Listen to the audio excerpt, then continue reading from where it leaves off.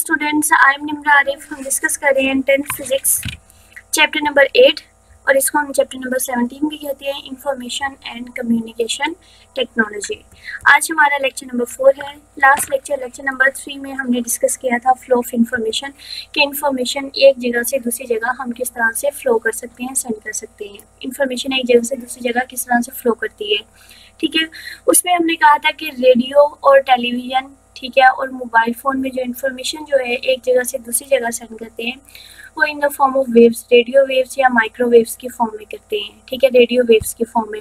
उसके बाद हमने कहा कि अगर हमने कम्युनिकेशन सेटेलाइट के साथ करनी है, सेटेलाइट कम्युनिकेशन के लिए जो हम वेव्स यूज़ करते हैं उन वेव्स का नाम था माइक्रोवेव्स, ठीक है। उसके बाद हमने ये कहा था कि टेलीफोन में जो सिंपल टेलीफोन है, लैंडलाइंस जिन्हें हम कह लें, उसमें जो हम इंफॉर्मेशन को सेंड करते हैं वो किसके फॉर्म में करते हैं, इलेक्ट्रिकल सिग्नल्स के फॉर्म में। तो आज हम वही डिस्कस करेंगे कि टेलीफोन्स में, सिंपल टेलीफोन्स में हमारी जो वॉइस है वो इलेक्ट्रिकल सिग्नल्स के ज़रिए एक जगह से दूसरी जगह किस तरह से ट्रांसफ़र होगी, ठीक है। तो सबसे पहले होता क्या है कि हमारी जो वॉइस है वो किस में कन्वर्ट होती है, इलेक्ट्रिकल सिग्नल्स में। इलेक्ट्रिकल सिग्नल्स में वो कैसे कन्वर्ट हुई है वो डिस्कस करेंगे, और उसके बाद जो वो डेस्टिनेशन तक पहुंच जाती है तो उसमें वो इलेक्ट्रिकल सिग्नल जो है वो दोबारा से साउंड वेव्स में किस तरह से कन्वर्ट होते हैं। Alexander Graham Bell in 1876 made a simple telephone model. Alexander ने 1876 में सबसे पहले टेलीफोन मॉडल बनाया था to send voice in the form of electrical signals, voice को सेंड करने के लिए, आवाज़ को सेंड करने के लिए।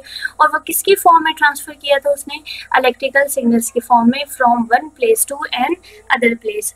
आपसे ये एमसीक्यूज में भी पूछा जा सकता है कि टेलीफोन मॉडल सबसे पहले किसने बनाया था और वो कब बनाया था। अलेक्जेंडर ने बनाया था 1876, ठीक है। Construction of simple telephone, simple telephone की कंस्ट्रक्शन क्या है।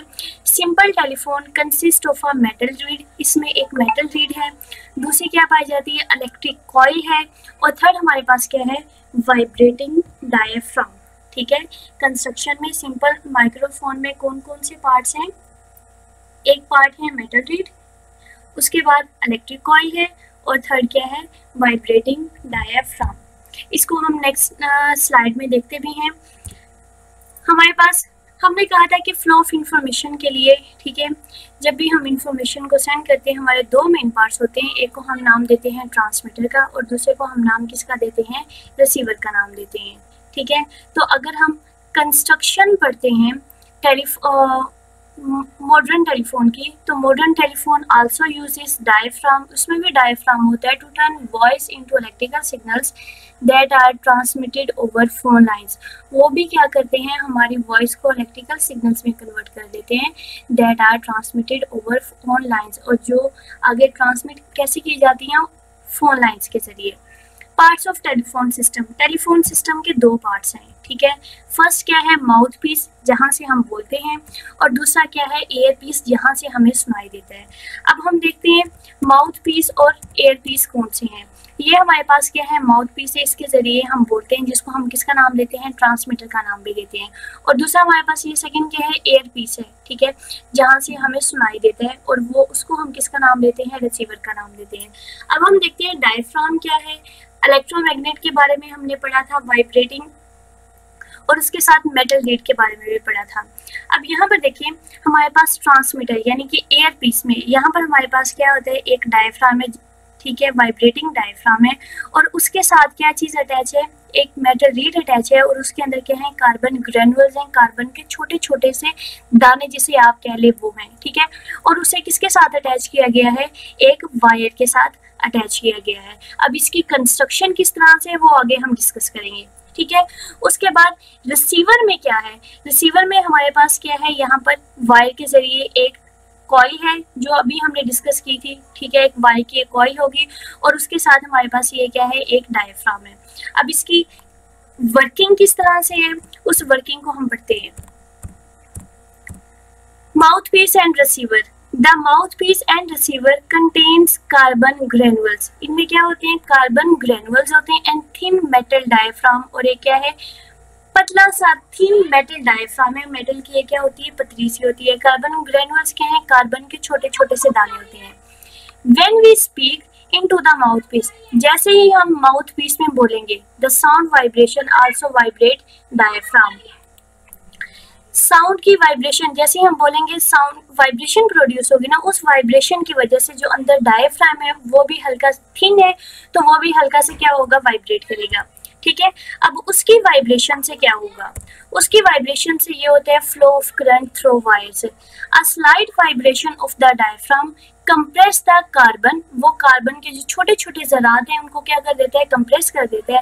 एंड दस an electric current can flow through the wire, उसके साथ जो एक वायर अटैच है, ठीक है, उसमें से क्या होता है, इलेक्ट्रिक करंट फ्लो होना स्टार्ट हो जाता है। यहाँ पर देखिए ट्रांसमीटर में जैसे ही हम यहाँ पर बोलेंगे, ठीक है, साउंड वाइब्रेशन की वजह से ये जो मेटल का डायफ्राम है ये क्या होगा, कंप्रेस होगा, वाइब्रेट करेगा। इसके वाइब्रेशन की वजह से ये जो अंदर कार्बन के ग्रेनुअल्स हैं ये क्या होंगे, कंप्रेस होंगे। जैसे ही ये कंप्रेस होंगे तो इस वायर के जरिए, ठीक है, इलेक्ट्रिकल जो सिग्नल है वो क्या होगा, उसको इलेक्ट्रिकल सिग्नल्स में कन्वर्ट कर देगा और वो वायर के जरिए, इस वायर के जरिए फ्लो होना स्टार्ट हो जाएगा।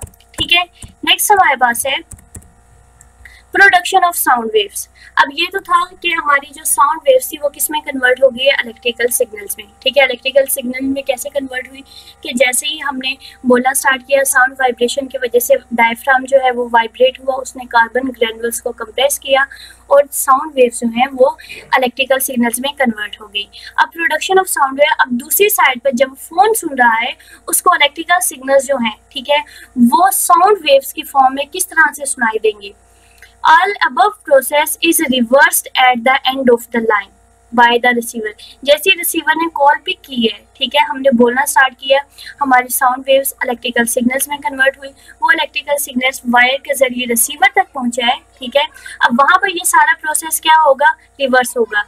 The electrical current flowing through an electromagnet in the receiver produces a varying magnetic field. This magnetic field attracts the thin metal diaphragm in the receiving, causing it to vibrate. This vibration of the diaphragm produces sound waves. अब हम ये diagram में दोबारा से देखते हैं। जैसे ही इस वायर के जरिए इलेक्ट्रिकल सिग्नल्स क्या हुए हैं, ट्रांसफर हुए हैं, तो दूसरी साइड पर, ठीक है, जैसे ही रिसीवर में इलेक्ट्रिकल सिग्नल जो है वो पहुंचे हैं, तो ये हमारे पास जो कॉइल है, ठीक है, इसमें क्या होगा, करंट फ्लो होना स्टार्ट हो जाएगा। जैसे इसमें करंट फ्लो होगा, ठीक है, करंट की वेरिएशन की वजह से मैग्नेटिक फील्ड प्रोड्यूस हो जाती है।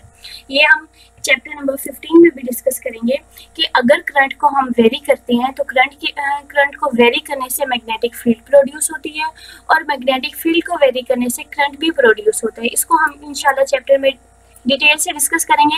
तो जैसे ही इसमें से करंट फ्लो करेगा, ठीक है, तो मैग्नेटिक फील्ड प्रोड्यूस हो जाएगी। अब मैग्नेटिक फील्ड क्या करेगी, ये यहाँ पर जो डायफ्राम है, मेटल की थिन प्लेट है, वो उसको अपनी तरफ क्या करेगी, अट्रैक्ट करेगी। जैसे वो इसमें अट्रैक्ट हो गई, जब एक मेटल की प्लेट कॉइल के साथ जाके जोर से अट्रैक्ट होगी तो उसमें क्या होगी, वाइब्रेशन प्रोड्यूस हो जाएगी। ठीक है, मतलब ये कि हमारी जो इलेक्ट्रिकल सिग्नल्स, हमने पहले वॉइस को किस में कन्वर्ट किया, साउंड वाइब्रेशन को कन्वर्ट किया इलेक्ट्रिकल सिग्नल्स में। ठीक है, इलेक्ट्रिकल सिग्नल जैसे ही रिसीवर के पास पहुंचे तो वो कॉइल में मैग्नेटिक फील्ड प्रोड्यूस हुई। उस मैग्नेटिक फील्ड ने क्या किया, डायफ्राम को अपनी तरफ अट्रैक्ट किया, जिसकी वजह से साउंड वाइब्रेशन जो है वो दोबारा से प्रोड्यूस हो जाएंगे। ठीक है, और वही क्या होंगे, रिसीवर को सुनाई देंगे। ये था हमारे पास किस तरह से जो इलेक्ट्रिकल सिग्नल्स हैं या साउंड वेव्स हैं वो एक जगह से दूसरी जगह ट्रेवल करती हैं इलेक्ट्रिकल सिग्नल्स की फॉर्म में, वायर्स में से। नेक्स्ट टॉपिक में हम इंशाल्लाह डिस्कस करेंगे transmission of waves through space, कि स्पेस में जो वेव्स हैं, ठीक है, वो किस तरह से ट्रांसफ़र होंगे। जैसा कि रेडियो है, ठीक है, टेलीविज़न है, इसके लिए हमने कहा था कि जो रेडियो वेव्स यूज़ करते हैं, ठीक है, वो क्या की जाती हैं, स्पेस में छोड़ दी जाती हैं। तो वो किस तरह से काम करती हैं वो हम नेक्स्ट लेक्चर में इंशाल्लाह पढ़ेंगे।